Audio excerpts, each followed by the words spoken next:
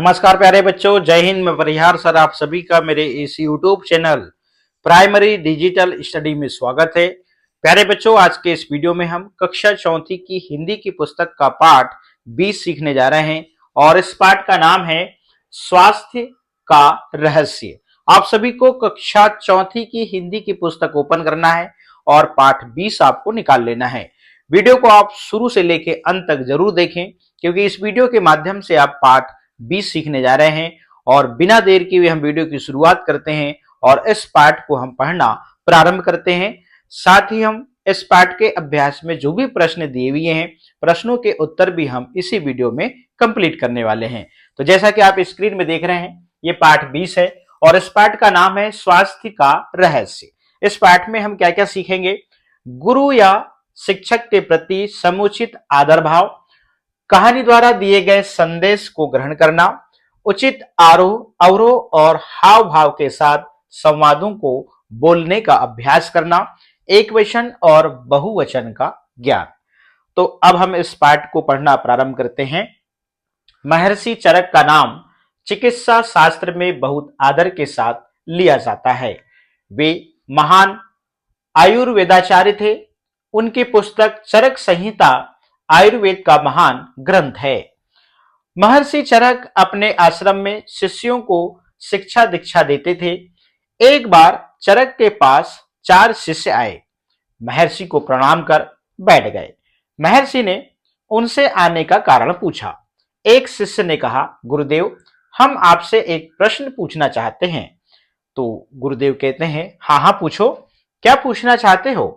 महर्षि ने कहा। शिष्य ने विनम्रता पूर्वक पूछा, गुरुदेव, स्वस्थ व्यक्ति कौन है?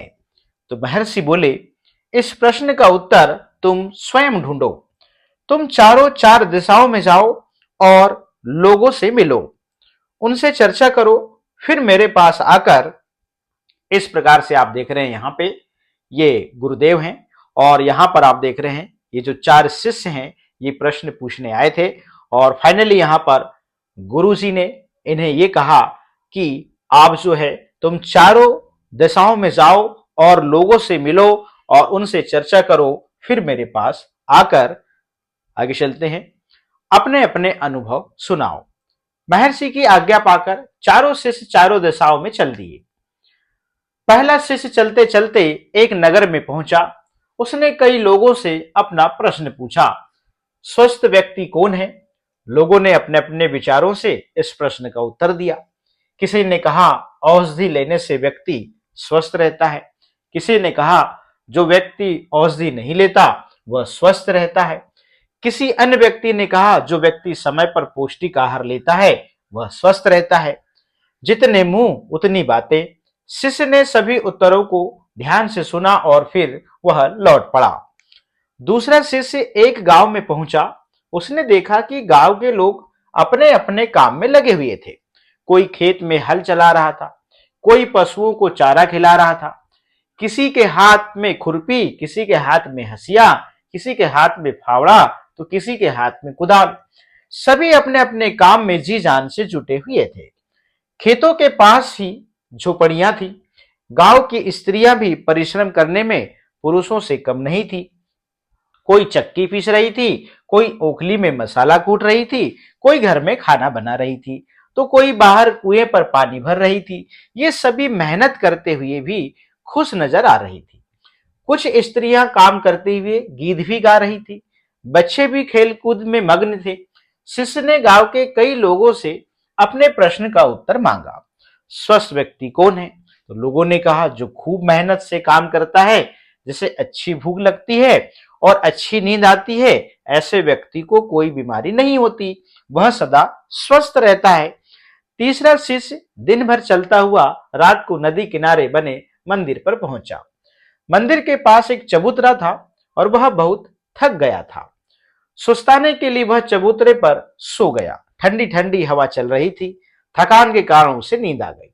जब उसकी नींद टूटी तो भोर हो चुकी थी। उसने देखा कि लोग नदी में स्नान कर रहे हैं।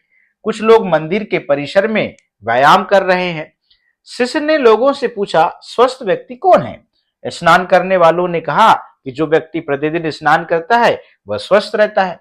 व्यायाम करने वालों ने कहा कि जो नियमित रूप से व्यायाम करता है वह सदा स्वस्थ रहता है। चौथा शिष्य चलते चलते एक छोटे गांव में आ पहुंचा। शिष्य ने उस गांव के लोगों से पूछा, भाई स्वस्थ व्यक्ति कौन है? वहां के लोगों ने बताया, जो नगर की भीड़ भाड़ से दूर, धूल धुएं से रहित स्वच्छ वातावरण में रहता है वह स्वस्थ रहता है। हम ताजे फल और सब्जियां खाते हैं और स्वच्छ पानी पीते हैं, शुद्ध वायु का सेवन करते हैं, इसलिए हम स्वस्थ हैं। यहाँ शहर के लोगों की तरह औषधियां नहीं लेनी पड़ती। इस प्रकार से चारों शिष्यों ने अपने सवाल का जो जवाब है चारों दिशाओं में जाके पता किया। चारों शिष्य गुरुदेव के पास लौट आए। उन्होंने अपने अपने अनुभव सुनाए। तो चरक ने उनकी बातें सुनी और कहा, तुम चारों की बातें बिल्कुल ठीक हैं। यदि तुम्हारे सभी विचारों को मिला दिया जाए तो तुम्हें तुम्हारे प्रश्न का उत्तर मिल जाएगा। तो हमें स्वच्छ वातावरण में रहना चाहिए, खूब परिश्रम करना चाहिए, प्रतिदिन स्वच्छ जल से स्नान करना चाहिए, प्रतिदिन व्यायाम करना और स्वच्छ हवा में घूमना और स्वच्छ पानी का सेवन करना और ताजा पौष्टिक आहार ग्रहण करना, ये स्वस्थ रहने के लिए आवश्यक है।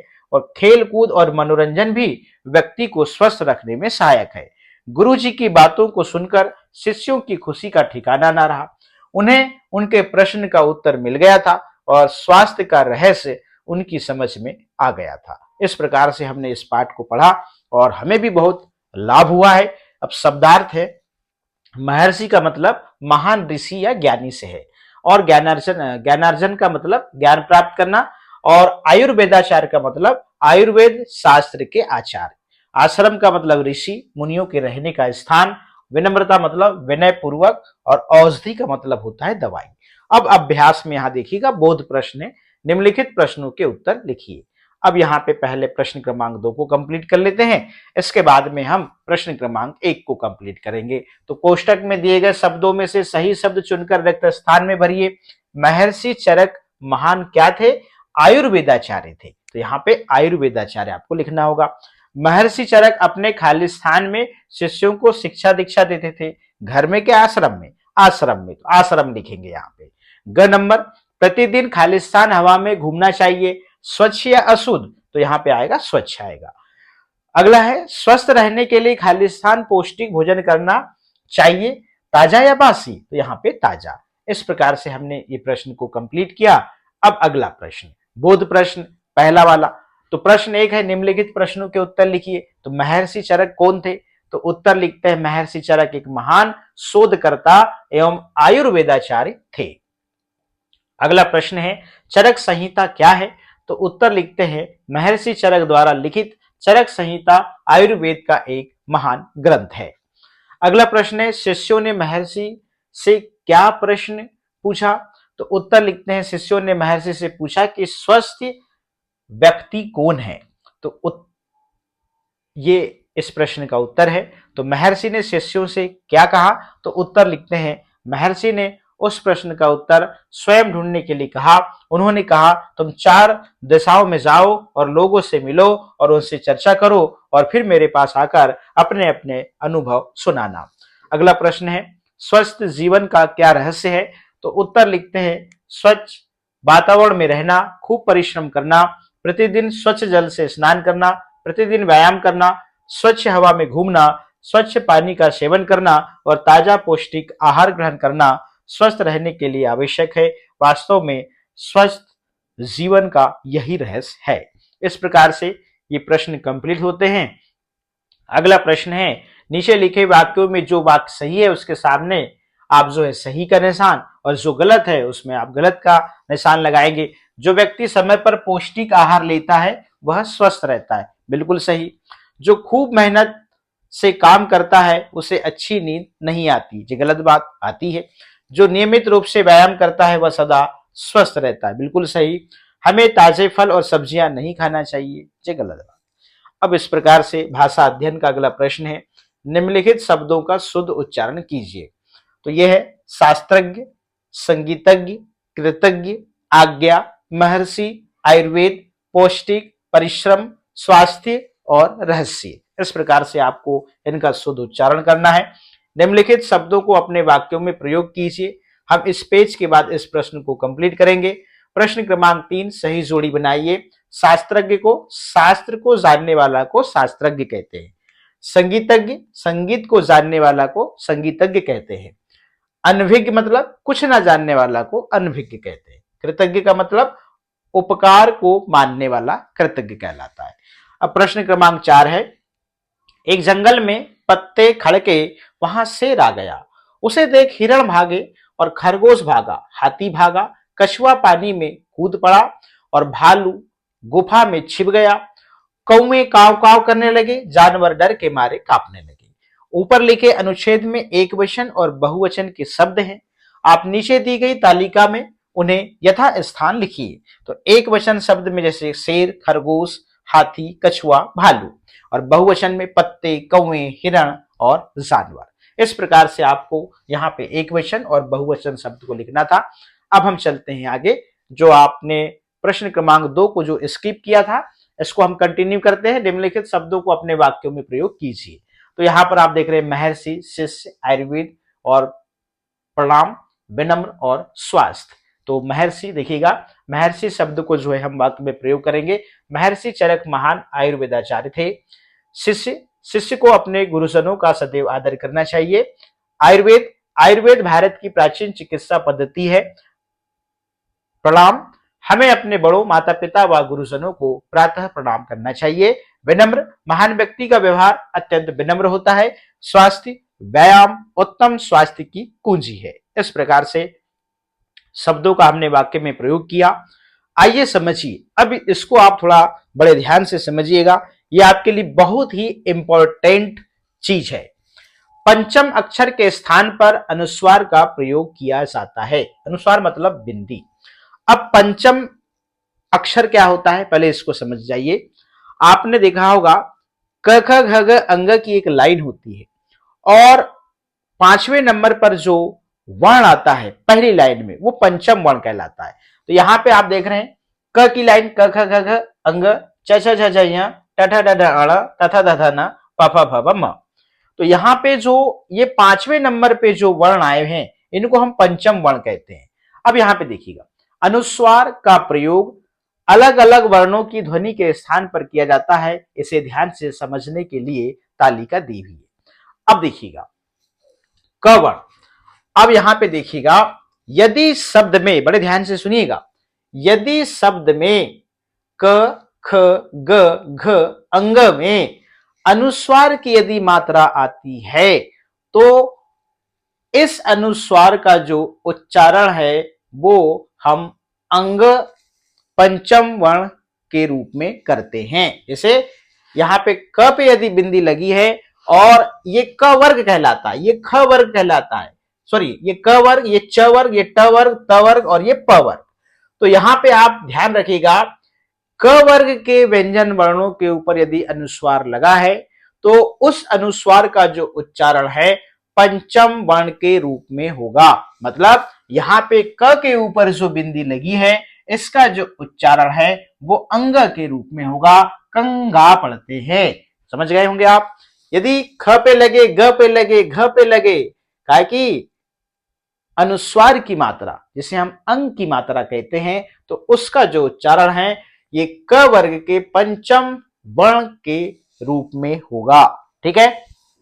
अब च वर्ग की बात करते हैं। च छ ज झ, यदि शब्द में च छ ज झ, च छ ज झ पे यदि अनुस्वार की मात्रा लगी है, अंग की मात्रा लगी है, तो उस अनुस्वार या अंग की मात्रा का जो उच्चारण है पंचम वर्ण य के रूप में होगा, वो भी अर्ध पंचम वर्ण के रूप में। ठीक है ना, आधा आधा व्यंजन वर्ण के रूप में। अब यहां पे देखिएगा चंचल लिखा है, तो च जो है च वर्ग का वर्ण है, तो इस अनुस्वार का पंचम वर्ण के रूप में क्या होगा, उच्चारण होगा।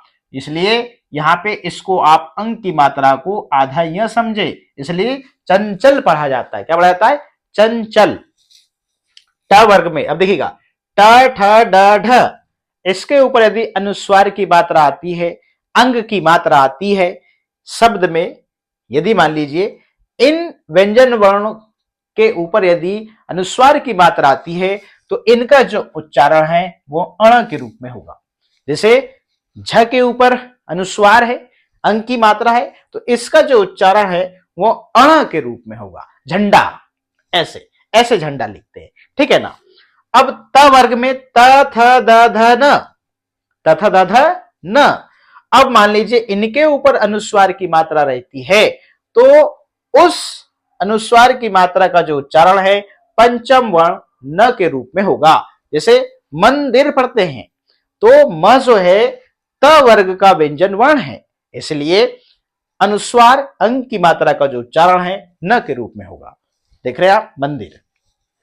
अब प वर्ग में प फ ब भ म, यदि इसके ऊपर अनुस्वार की मात्रा रहती है, अंग की मात्रा रहती है, तो उस मात्रा का उच्चारण पंचम वर्ण म के रूप में होगा।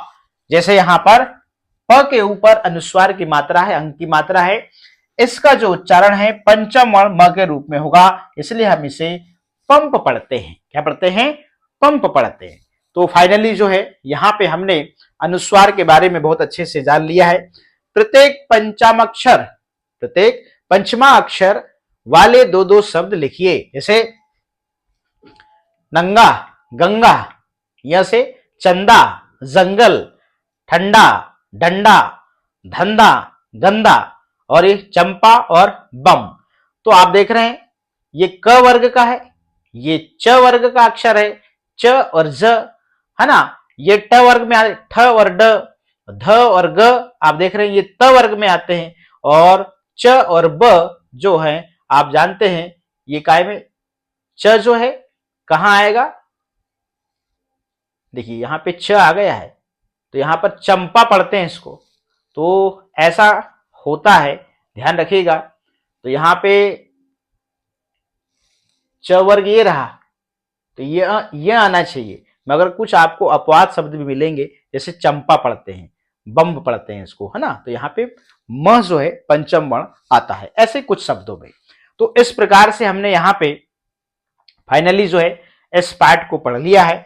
और यहाँ पर बहुत ही एक अच्छा सुविचार है, योग आत्मा की शांति और आनंद की अविचल स्थिति है। तो प्यारे बच्चों, इस प्रकार से हमने इस वीडियो के माध्यम से जो है कक्षा चौथी की हिंदी का पाठ 20 जो है इसको कंप्लीट कर लिया है। तो आज के इस वीडियो में इतना ही, फिर मिलेंगे हम नेक्स्ट वीडियो में नेक्स्ट पार्ट के साथ में। आप सभी का बहुत बहुत धन्यवाद।